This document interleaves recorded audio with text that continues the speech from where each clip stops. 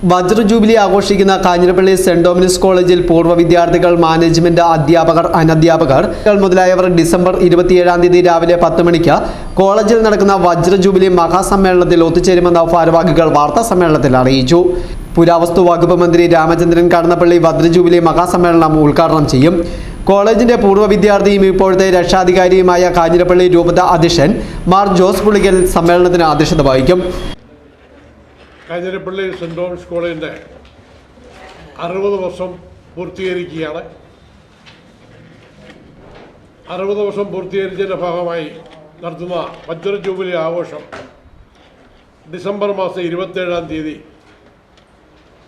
രാവിലെ 10 മണിക്ക് കോളേജ് ഓഡിറ്റോറിയത്തിൽ വെച്ച് നടത്തപ്പെടുന്നു. അതിൻ്റെ ഉദ്ഘാടന ചടങ്ങ് നടത്തുന്നതിന് വേണ്ടി കേരളത്തിൻ്റെ പുരാവസ്തു രജിസ്ട്രേഷൻ വകുപ്പിൻ്റെ മന്ത്രി ശ്രീ കടന്നപ്പള്ളി രാമചന്ദ്രൻ നിർവഹിക്കുന്നതും ഈ യോഗത്തിൽ അധ്യക്ഷത വഹിക്കുന്നത് കോളേജിലെ 79-81 കാലഘട്ടത്തിലെ പൂർവ്വ വിദ്യാർത്ഥിയും ഇപ്പോഴത്തെ കോളേജിൻ്റെ രക്ഷാധികാരിയും അതോടൊപ്പം തന്നെ കാഞ്ഞിരപ്പള്ളി രൂപതയുടെ ബിഷപ്പുമായ മാർ ജോസ് പുളിക്കൽ അവരുകളാണ്.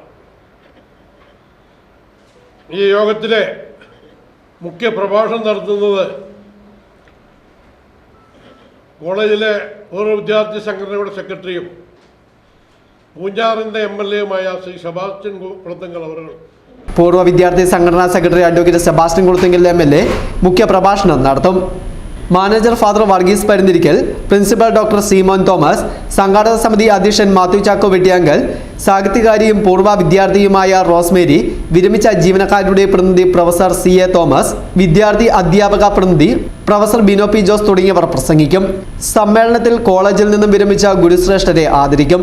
കോളേജിന്റെ ഭാഗമായിരുന്ന മരണമടഞ്ഞ വ്യക്തികളെ അനുസ്മരിക്കും.